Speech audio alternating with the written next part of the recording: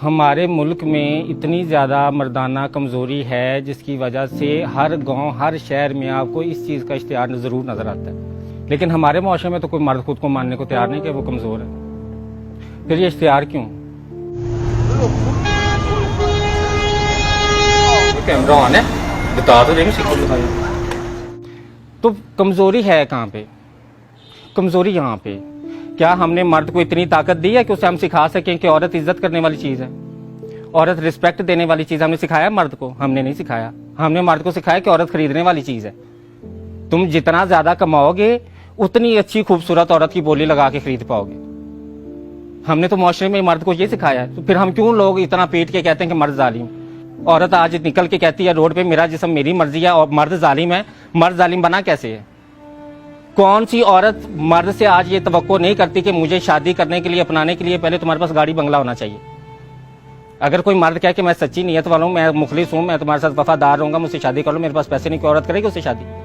उस औरत को हक है फिर ये कहने का कि भाई मर्द जालिम है? औरत खुद जालिम है। औरत ने मर्द पे जुल्म किया हुआ है और वो इस जुल्म को मानती नहीं। मर्द इतना ज्यादा मर्द मजबूर हो गया कि अब तो हमें ये सुनने को मिलता है कि अब तो ज्यादातर खुसरे जो होते हैं ना वो नकली आ गए, वो तो कुछ लड़के खुसरे बने हैं। हम डूब के नहीं मरते ये बात करते, वो कैसे नकली खुसरे बने हैं? मुआशरे का इतना बड़ा तबका नकली खुसरे बन रहा है, उसे कौन रोकने वाला है? कोई नहीं, क्यों नहीं उसकी कोई जड़ ढूंढ रहा कि भाई ये कहां से बनना शुरू हो गए? हमने मर्द को मर्द रहने नहीं दिया।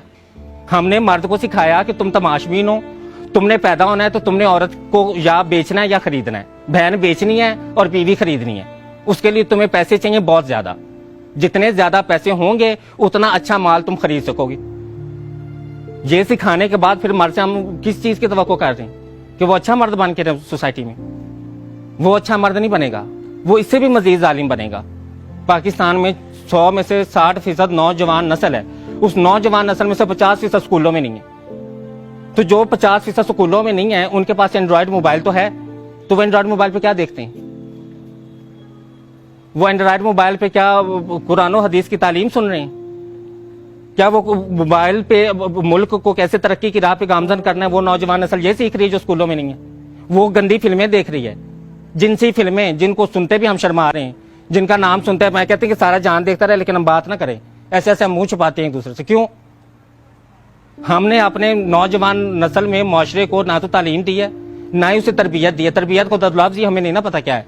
हमने तो अफसर बनना सिखाया है। हमने बच्चे को शुरू से कहा कि तुम्हारे इम्तिहान में नंबर अच्छे नहीं चाहिए, चाहे बूटी लगा के आए, चाहे नकल करके आए, चाहे जिस तरह भी आए, तुम्हारे 100 में से 100 नंबर आए और तुम कल को बस CSS करके कोई अफसर बन जाओ और अफसर बन के तुम्हारी जिंदगी सेट है। तुम्हें ना अच्छा इंसान बनने की जरूरत है, ना तुम्हें इज्जत की जरूरत है, ना तुम्हें औरत की इज्जत करने की जरूरत है। अपनी इज्जत का तो मर्द को पता ही नहीं है। मर्द ने तो अपनी इज्जत पे कभी सवाल ही नहीं उठाया कि नहीं यार मेरी भी इज्जत। हजरत यूसुफ का किस्सा सुनाती हूँ आप। जुलेखा ने रोका, जिनसी अमल के लिए झिपटी। ताकतवर मर्द कौन था? उसने कहा कि नहीं मैं मुसलमान मर्द हूं, औरत नंगी भी मेरे सामने आ जाए मेरा ईमान नहीं डोलता, मैं उस रब से डरने वाला हूं। मर्द, असल मर्द वो होता है जिसमें बर्दाश्त होती है। ताकतवर में बर्दाश्त है ना, कमजोर में बर्दाश्त नहीं होती। कमजोर कौन होता है? जिसमें बर्दाश्त नहीं है। ताकतवर कौन है? जिसमें बर्दाश्त है। तो ताकतवर मर्द तो वो होता है कि वो नंगी औरत को देखता तो वो मुसलमान माशरे में आंखें झुकाता, वो सर मुंह फेरता, वो कहता है कि नहीं यार मैं अगर ये औरत जन्नम के रास्ते चल भी पड़ी है तो मैं तो मुसलमान मर्द हूं। मेरा काम तो औरत की इज्जत करना है, उसको इज्जत देना, उसका जिस्म ढांपना, उसका जिस्म नंगा करना नहीं है। ये सिखाना था हमने मर्द को, हमने नहीं सिखाया। हमने तो उसे बोली लगाना सिखाया। हमने उसे कहा बोली लगाओ, बीवी खरीदनी है तो बोली लगाओ, अगर तुम्हें अपनी बहन का कहीं रिश्ता करना है तो उसके लिए भी बोली लगाओ। पूछो कि कोई तुम कितना पे कर सकते हो, कोई तुम्हें कितना पे कर सकता है। अब ये कोरोना आ गया है, अब ये शादियां कैसे अखराजात के बगैर हो रही हैं? अभी तो लोग शादियां कर रहे हैं ना। अब तो दूल्हे को फिक्र नहीं है कि मैंने शादी करने से पहले 10 लाख रुपया जोड़ना है, मैंने घर बंगला गाड़ी लाजमी हो तो मेरी शादी होगी। तो जब घर गाड़ी बंगला औरत देखती है ना, जब औरत मांगती है कि भाई मैं शादी करने के लिए घर बंगला गाड़ी मांगती हूँ, तो फिर जाहिर बात है मर्द भी बोली लगाता है। तो हम बेचने खरीदने का काम कर रहे हैं। हमें सिखाना पड़ेगा कि रिश्ता क्या है, शादी क्या है, निकाह क्या है। 3 कलमे पढ़ने का मतलब क्या है? कौन सा ये रस्म कहाँ से आई है? मुझे ये बता दें कि इस्लाम में, तो मुझे ये पूरे इस्लाम में ये रस्म नजर नहीं आती कि भाई दूल्हे को शादी के लिए जो है वो एक घर गाड़ी बंगला लाजमी होना चाहिए, सोशल सिक्योरिटी होनी चाहिए, फ्यूचर सिक्योरिटी होनी चाहिए। ये कॉन्सेप्ट कहाँ से है? कौन लेके आए सोसाइटी में ये कॉन्सेप्ट? जाहिर बात है, जब औरत मर्द से तवक्को करेगी इस चीज की, तो मर्द भी तो फिर बदले में मांगेगा ना। ये तो लेन का देन है, मार्केटिंग क्या है। आप बोली लगाएंगे, आप खरीदेंगे, तो फिर शराइत रखी जाएंगी।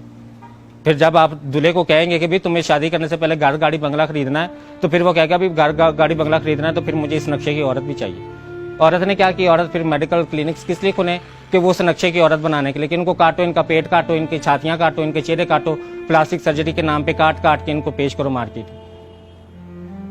इस ट्रेंड में आज हम जिंदगी गुजारे। आज उस पेट काटने का नाम हमने लेपोथेरेपी रखा हुआ है। हम चेहरा काटते हैं तो उसका नाम हमने जो है वो प्लास्टिक सर्जरी रखा हुआ है। हम छाती काटते हैं तो हमने उसका नाम सिलिकॉन सर्जरी रखा हुआ है। हमने तो नाम बदल के तो उनको बड़ा ग्लोरीफाई किया हुआ है ना। उनके नाम ऐसे ग्लोरीफाई करके रखे हुए कि कोई ये महसूस ना करे कि मैं जिंदा जान अपना पेट कटवाने लगा हूं। ये किसी को महसूस ना हो, सबको ये महसूस हो कि मैं लेपोथेरेपी करा रहा हूं, मैं पता नहीं हुसन का शहजादा बनने लगा। तो हमारे वक्त में तो फिर भी जो मर्द होता था ना, जब जवान होता था, तो मेरे नानी दादी जो थी वो देसी घी की खुराकें बनाती थी, वो मजूने बनाती थी कि नहीं बच्चा जवान हो गया, उसको ये खुराक खिलानी।